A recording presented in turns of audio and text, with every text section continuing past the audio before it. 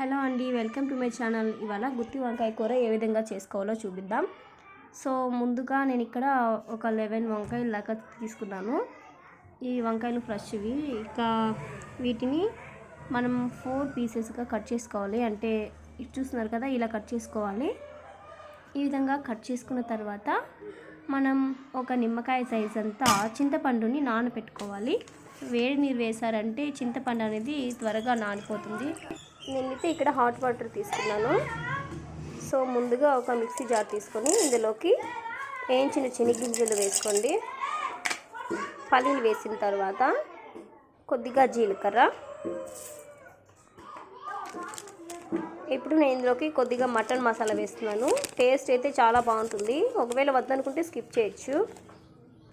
Mutton masala వేసిన తర్వాత కొద్దిగా పసుపు యాడ్ చేస్తున్నాను. పసుపు యాడ్ చేసుకున్న తర్వాత మీరు తినే దానికి తగ్గట్టుగా కారం వేసుకోండి.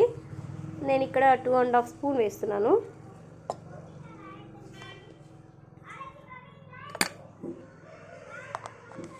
సో ఇక్కడ టమాటాలు ఒక 3 దాకా కట్ చేసి పెట్టుకొని అవి వేసుకోవాలి. గ్రేవీ ఎక్కువ ఉంటే బాగుంటుంది కాబట్టి, గ్రేవీ తక్కువ ఉండాలనుకుంటే ఒక 2 వేసుకోండి. ఇప్పుడు ఇందులోకి జింజర్ గార్లిక్ వేసుకోండి. వేసుకున్న తర్వాత కట్ చేసి పెట్టుకున్న ఉల్లిపాయలు, కొద్దిగా కొత్తిమీర ఇవన్నీ వేసుకోండి. కొబ్బరి ఉంటే కొబ్బరి కూడా వేసుకోవచ్చు. సో నా దగ్గర లేదు, అందుకే స్కిప్ చేశాను. దీన్ని బాగా మిక్స్ చేసుకోండి. చూస్తున్నారు కదా, ఈ విధంగా మెత్తగా గ్రైండ్ చేసుకోవాలి. ఇప్పుడు చింతపండుని బాగా కలుపుకోవాలి. చూస్తారు కదా ఎంత బాగా మెత్తపడిపోయిందో. సో హాట్ వాటర్ వేస్తే చింతపండు అనేది బాగా వస్తుందన్నమాట. చింతపండు బాగా కలిపి పక్కకు పెట్టుకోండి. ఇప్పుడు ఈ వంకాయలకి ఇప్పుడు మనం మిక్సీకి వేసుకున్నాం కదా, ఈ మసాలా ఈ వంకాయల్లో పెట్టానన్నమాట. వంకాయల్లో పెట్టుకున్న తర్వాత వంకాయలు పక్కకు పెట్టుకోండి. ఒక 10 మినిట్స్ అలాగే వంకాయలు ఆ మసాలాలో బాగా ఊరాలి. ఉన్న మసాలా అంతా వంకాయల మీద వేసుకొని అట్లే పెట్టేయండి పక్కకి.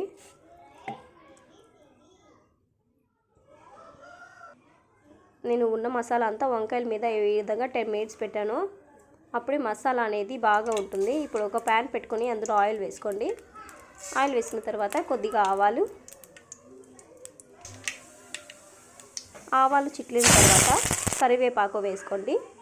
కరివేపాకు వేగిన తర్వాత ఇందులోకి మనము వంకాయలు ఉన్నాయి కదా, ఈ గ్రేవీలో ఉన్న వంకాయలు వేసేయండి. ఇప్పుడు ఈ ఆయిల్లో బాగా ఫ్రై అవ్వాలి. ఆయిల్ కొద్దిగా ఎక్కువే పడుతుంది దీనికి.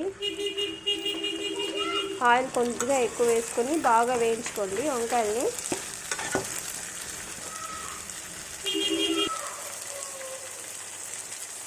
తగినంత సాల్ట్ వేసుకోండి.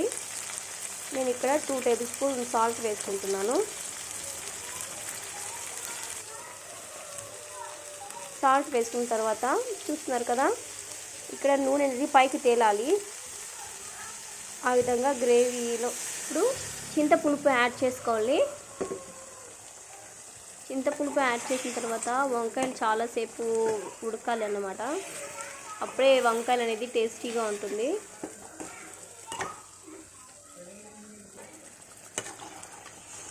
వంకాయ కూరని 2 విధాలుగా చేసి పెట్టాను యూట్యూబ్లో. ఏది బాగుంటే దాన్ని ట్రై చేయండి.